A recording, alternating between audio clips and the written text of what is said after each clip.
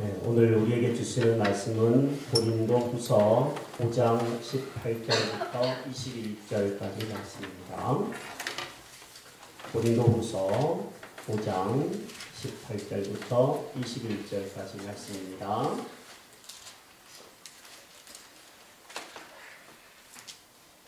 주신 말씀, 나에게 주신 말씀인 줄로 알고 우리에게 주신 말씀인 줄로 알고 뜻을 생각하며 함께 읽겠습니다. 모든 것이 하나님께로서 났으며 그가 그리스도로 말미암아 우리를 자기와 화목하게 하시고 또 우리에게 화목하게 하는 직분을 주셨으니 곧 하나님께서 그리스도 안에 계시사 세상을 자기와 화목하게 하시며 그들의 죄를 그들에게 돌리지 아니하시고 화목하게 하는 말씀을 우리에게 부탁하셨느니라. 그러므로 우리가 그리스도를 대신하여 사실이 되어 하나님이 우리를 통하여 너희를 권면하시는 것 같이 그리스도를 대신하여 간청하노니 너희는 하나님과 화목하라. 하나님이 죄를 알지도 못하신 이를 우리를 대신하여 죄로 삼으신 것은 우리로 하여금 그 안에서 하나님의 의가 되게 하려 하십니다. 아멘. 저는 제 아내와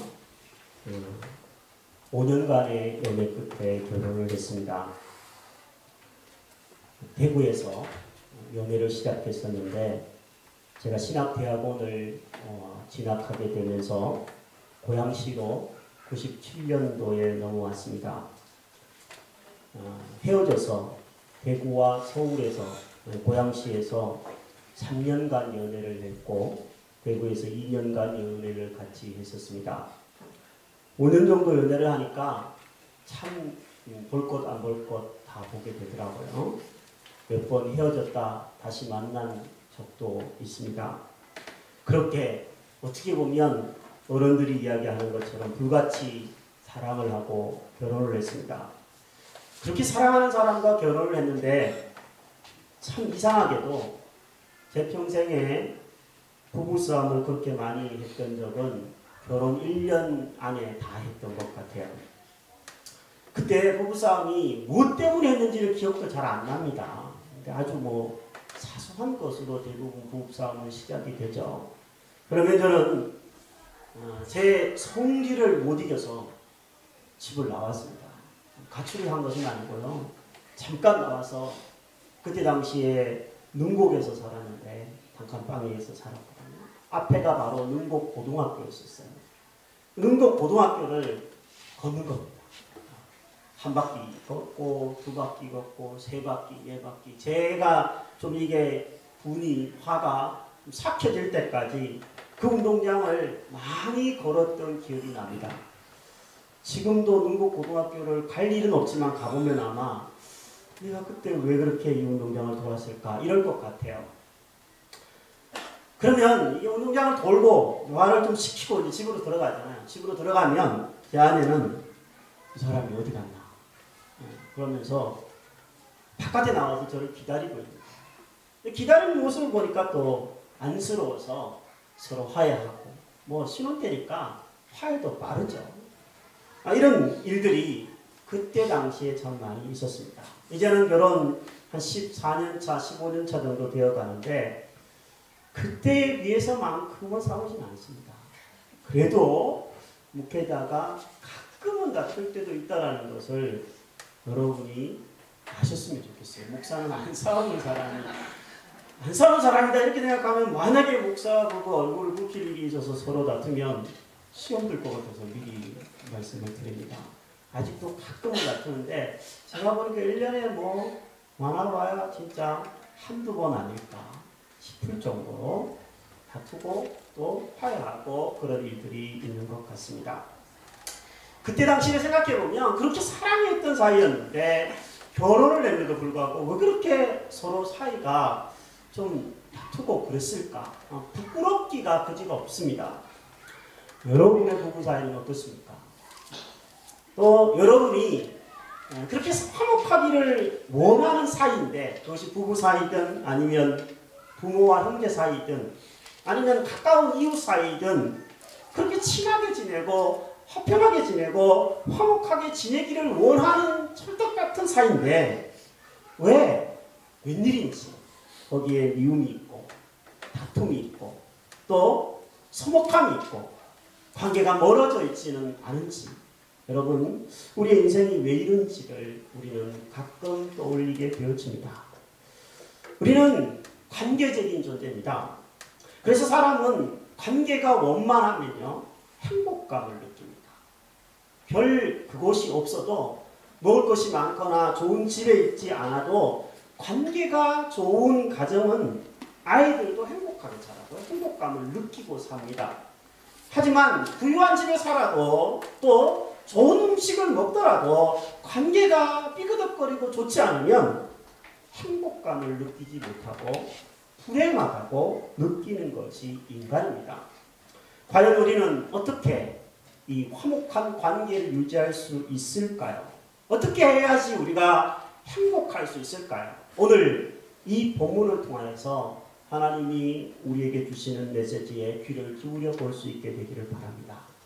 오늘 우리가 읽은 이 짧은 5절밖에 되지 않는 본문에는 화목이라고 하는 단어가 자그마치 5번이 나옵니다. 이 화목이라고 하는 단어가 바로 성령의 9가지 열매 중에 하나인 화평. 단어가 화목과 화평은 같은 단어입니다. 이 화목이라고 하는 단어는 헬라어로는 에이레네라는 단어를 쓰고 히브리어는 샬롬이라고 하는 단어를 씁니다. 샬롬. 지금도 이스라엘 백성들이 이런 인사를 주고받는다고 합니다. 만나면 아침에 사람이 이웃간에 만나면 샬롬. 발음 잘해야 됩니다. 살롬 이렇게 하면 안 됩니다. 예, 자칫 잘못하면 살롬 욕하는 걸로 되는데 샬롬. 한번 해볼까요? 샬롬. 무슨 뜻일까요? 무슨 뜻이 있는데요. 안녕하십니까? 이런 뜻입니다. 근데 여기서 말하는 안녕하십니까? 라고 하는 이 단어는 그냥 우리가 인사하는 그냥 습관적인 안녕이 아니에요. 여기는 깊은 의미가 들어있습니다. 성경적인 깊은 의미가 들어있는데요. 일단은 가벼운 의미부터 살펴보면 다툼이 없거나 분쟁이 없는 상태를 샬롬이라고 부릅니다. 그런데 다툼이 없거나 분쟁이 없는 상황에서 끝나는 것이 아니라 조화로운 상태, 완벽한 상태, 충만한 관계에 있는 상태를 샬롬이라고 부릅니다. 이 샬롬은 오직 하나님께로부터만 온다라고 하는 것을 이스라엘 백성들은 알고 있기 때문에 하나님이 그 샬롬을 하나님과의 관계가 회복되어져 충만하고 또 이웃과의 관계도 분쟁도 다툼도 없을 뿐만 아니라 그 모든 것들이 평안한 여유있고 조화로운 상태가 될 수 있다는 것을 하나님이 그렇게 하시면 하실 수 있다는 것을 믿기에 이들은 그렇게 인사를 하는 겁니다. 샬롬이라고 말합니다. 손을 이렇게 세워서 이렇게는 하지 마시고요. 이렇게 세워서 앞에 보고 이렇게 웃으면서 샬롬 한번 해보시기 바랍니다. 샬롬. 네. 성경에서 샬롬이라고 하는 단어는요 250번이나 써 있다고 합니다. 네. 샬롬이라고 하는 단어와 너무나 흡사하게 우리가 알고 있는 단어가 하나 있습니다. 샬롬에서 나온 단어가 셀렘이라고 하는 단어인데 이 말은 우리말로 하면 화목제라는 뜻입니다. 레위기에 보면 하나님 앞에 이스라엘 백성들이 드렸던 5가지 제사가 나옵니다.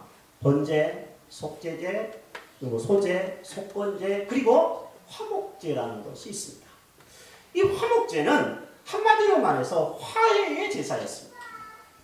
하나님하고 인간 사이에 화해의 제사로서 화목제물을 드리면서 제사를 드렸고 또 그 화목제로서 드려졌던 제물을요 사람들이 나누어 먹었습니다.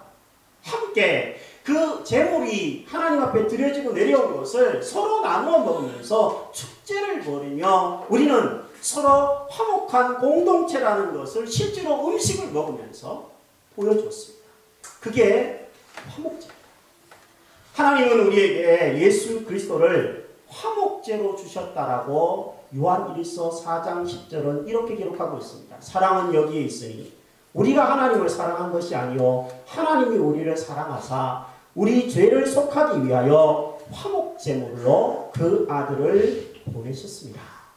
아멘. 하나님이 먼저 우리와 화목하고 싶어서 화해하고 싶어서 외아들을 제물로 우리에게 주셨다는 얘기입니다. 여러분, 하나님이 먼저 화해의 악수를 우리에게 베푸셨다는 것을 우리가 기억했으면 좋겠습니다. 자, 그렇다면 우리가 이 화목을 유지하기 위해서는 어떻게 할 수 있을까요? 무엇을 해야 될까요? 저는 두 가지를 말씀드리고 싶습니다. 먼저 첫 번째로는 하나님과 계속 화목한 관계를 유지해야 합니다. 그럼 따라해 볼게요. 하나님과 화목해야 합니다. 21절을 다시 한번 읽겠습니다. 시작. 그러므로 우리가 그리스도를 대신하여 사신이 되어 하나님이 우리를 통하여 너희를 권면하는 것 같이 그리스도를 대신하여 간청하노니 너희는 하나님과 화목하라. 아멘. 이 화목이라고 하는 것, 화평이라고 하는 것, 샬롬이라고 하는 것은 사람의 힘으로 만들어낼 수 있는 것이 아니라는 얘기입니다. 우리가 만들어낼 수 있는 것이라면 왜 이웃 간에 다툼이 있고 가정이 깨지고 지역 간에 세대 간에 갈등이 있고 국가 간에 분쟁이 있고 전쟁이 왜 계속되겠습니까? 화평은 우리가 만들어낼 수 있는 게 아닙니다. 지금 유엔의 수장이 되어 있는 반기문 사무총장이 있는데 이 유엔이라고 하는 기관도 세계에 좀 평화를 만들어내고자 노력하고 있지만 그들의 그 노력은 정말 숲으로 돌아갈 때가 많이 있습니다. 미리 방지해야 되는데 그것이 잘 안 되는 경우들이 허다해요. 샬롬은 사람이 만들어낼 수 있는 어떤 기관이 만들어낼 수 있는 게 아니라는 겁니다. 오늘 18절 말씀 상반절에는 이런 구절이 써 있습니다. 모든 것이 하나님께로부터 왔으며 따라해볼까요? 모든 것이 하나님께로부터 났다. 샬롬은 특히 사람에게서부터 나는 것이 아니라 하나님께로부터 나는 것이고 내려오는 것이라는 뜻입니다. 그러므로 샬롬을 누리기 위해서는 우리가 하나님과의 관계가 깊어야 된다는 얘기입니다. 하나님과의 관계가 적당히 해서는 샬롬을 누리는 것이 아니라 갈등만 유발할 수 있다는 얘기입니다. 예수 그리스도를 대신해 사신이 된 사도 바울은 지극한 나이가 되어서 이 편지를 쓰면서 고린도 교회 교인들에게 이렇게 얘기합니다. 너희들은 가장 먼저 평화하고 싶다면 가장 먼저 하나님하고 관계가 깊어져야 된다. 메시지 성경이라고 하는 성경의 20절 하반절을 이렇게 번역을 해놓았더라고요. 화면에 있는데 한번 뜻을 생각하면서 같이 읽어봤으면 좋겠습니다. 시작. 이제 우리는 그리스도를 대신해 말씀드립니다.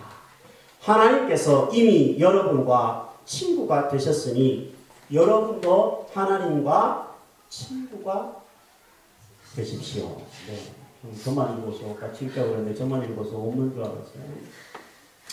사도 바울은 하나님과 친구가 되라고 성도들에게 지금 호소하고 있습니다. 친구. 우리는 친구를 만납니다. 친구가 필요합니다. 하지만 정말 우리의 모든 것들을 나눌 수 있고 우리의 허물도 우리의 마음에 있는 이야기도 다 나누어도 그 이야기가 세워가지 않은 친구는 이 세상에 존재하지 않습니다. 오직 하나님만이 우리의 참된 친구가 되어주셔서 우리의 이야기를 다 들어주실 수 있는 분이십니다. 우리를 다 이해하실 수 있으시고 받아주실 수 있는 분은 참 하나님밖에 없는 줄로 믿습니다. 그래서 그 하나님과 깊은 친구의 관계가 되라고 사도 바울은 얘기하고 있습니다. 그래야지만 참 샬롬이 우리에게 찾아온다라는 것입니다. 살다가 보면 친구끼리도 다투고 부부끼리도 싸움이 있고 부모 형제들끼리도 약간 어리렁거릴 때도 있고 심지어 교인들끼리도 불화할 때가 생길 수 있다고 말씀드리고 싶습니다. 살다가 보면 그럴 수 있어요. 신앙생활 하다가 보면요, 하나님과의 관계도 처음에는 막 불같았는데 너무 뜨거웠는데 냉랭해지고 시들시들해지고 그냥 그저 그렇고 말씀을 들어도 그냥 한 귀로 들어와서 한 귀로 흘러내려가는 것 같은 느낌을 받을 때도 분명히 있을 것입니다. 그때마다 여러분, 우리가 할 수 있는 일들이 분명히 필요합니다. 우리가 하는 일들이 이제는 교회에서 내가 더 이상 받을 은혜는 없다라고 하면서 세상의 친구를 만나서 세상의 방법으로 문제를 해결해 가려고 한다면 이건 더 꼴뿐입니다. 평화는 점점 더 없어지고 더 마음은 강박해지고 그렇게 될 뿐입니다. 오직 우리가 할 수 있는 일은 하나님 앞에 더 가까이 나아가서 그분과 더 깊은 우정의 관계를 맺는 것이 우리의 마음을, 심령을 회복해가는 길인 줄로 믿습니다. 때로는 아무도 없는 교회당에 와서 홀로 기도하고 또 성경을 펴서 읽고 때로는 이것도 안 되면 한 끼, 두 끼 금식하며 기도도 해보고 또 주일 하루의 예배에 만족하지 말고 평일에도 하나님의 교회를 찾아 예배드리고 그렇게 하나님과의 관계를 깊게 가지려고 노력할 때 우리에게는 삶의 참된 샬롬이 하나님께서 허락해 주실 줄로 믿습니다. 그것이 너희는 하나님과 화목하라 라고 하는 이 뜻인 줄로 압니다. 하나님과의 관계가 멀어지는 데는요, 여러 이유들도 있겠지만 특별히 죄가 있으면 관계가 멀어집니다. 나도 모르는 사이에 죄는 우리의 옷에 묻는 먼지처럼 묻게 되어 있습니다. 죄가 있으면 하나님 앞에서 우리는 자꾸 담을 쌓으려고 그럽니다. 예수님은 다리를 놓는 분이셨는데 우리는 자꾸 담을 쌓아서 높이 자꾸 울타리를 치려고 합니다. 접근 금지입니다. 목사님 여기까지만 오세요. 이웃 사람을 향하셔도 여기까지만입니다. 아니면 하나님을 향하시고 하나님 제 일주일에 한 번 예배 드리는 것으로 끝냅니다. 여기까지입니다. 너무 참견하지 마세요. 이렇게 담을 치는 경향들이 우리에게는 있습니다. 이 죄성입니다. 이기적인 담, 돈으로 담을 쌓으려고 하기도 하고 힘으로 담을 쌓으려고 해서 그 속에서 평안하게 살고 싶어하는 것이 인간입니다. 하지만 그 안에는 참된 평화가 없습니다. 이 세상에는 참된 평화의 지대가 없습니다. 우리나라는 지금 참된 평화의 지대가 아닙니다. 이 세상의 참된 안전지대는 하나님밖에 없다고 말씀은 우리에게 말씀해 주고 있습니다. 담을 헐고 때로는 죄가 있다면 그것을 통회하고 자복하면서 하나님 앞에 나아갈 때 우리에게 참된 샬롬이 찾아오는 줄로 믿습니다. 사랑하는 여러분, 하나님과의 관계가 일주일에 딱 1시간의 예배로 끝나는 소홀한 관계가 아니라 매일 눈을 뜰 때도 눈을 감을 때도 또 매 순간 어떤 중요한 일을 앞에 두고서도 일을 시작할 때나 마칠 때나 항상 하나님과의 교제를 통하여서 깊어짐으로 여러분의 삶에 샬롬이 넘치게 되기를 주의 이름으로 축복합니다. 그리고 먼저 직분을 맡으신 분들, 집사님들, 권사님, 수료생들, 훈련을 받고 말씀을 좀 배웠다 그러시는 분들에게 더욱 부탁드립니다. 여러분은 교회에서 선배이고 누님이고 형님들입니다. 여러분이 더 주를 의지하셔서 후배들에게 본이 되어질 수 있게 되기를 바랍니다. 우리는 어떻게 되느냐고, 어떻게 해야지 그렇게 샬롬을 누리냐고 늘 얘기합니다. 메시지 성경의 21절 상관절을 한 번 더 읽어드리겠습니다.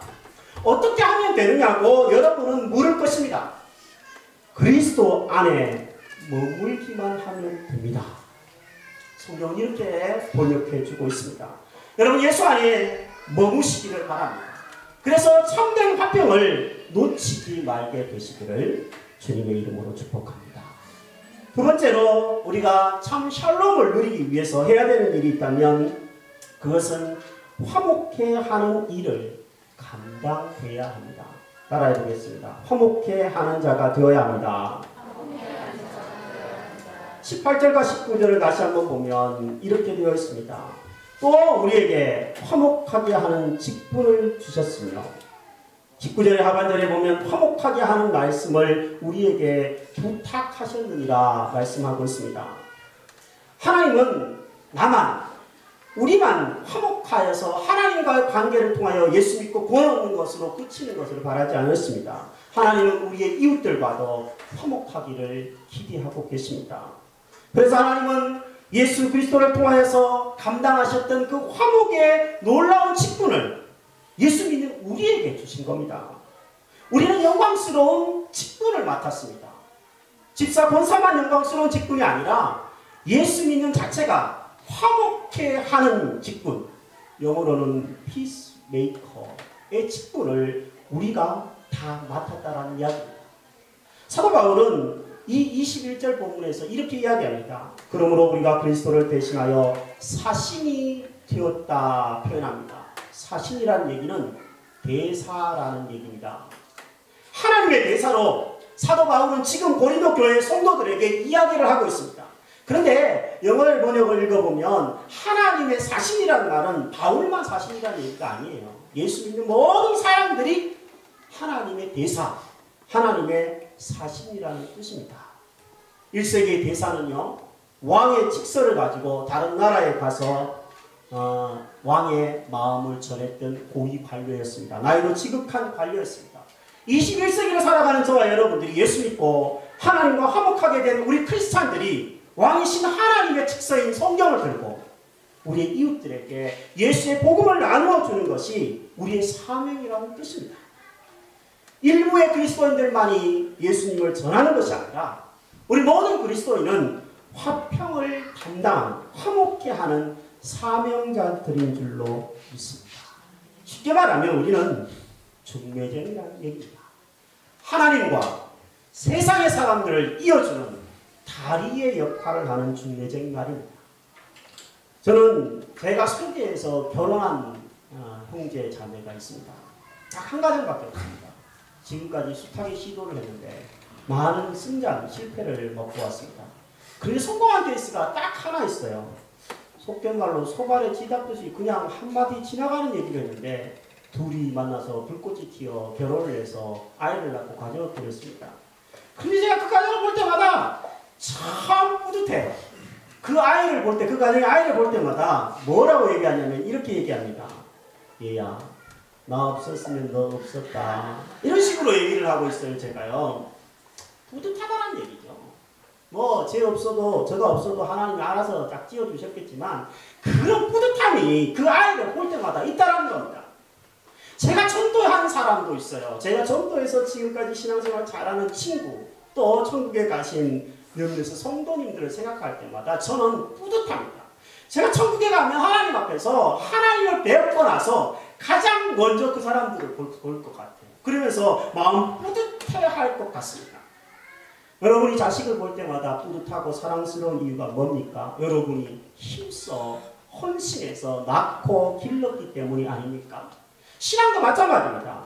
내가 낳은 아들과 같은, 내가 낳은 자식과 같은 영적인 자녀가 있을 때 우리의 신앙은요, 더욱더 힘을 얻고 뿌듯하고 성장하게 되는 줄로 믿습니다.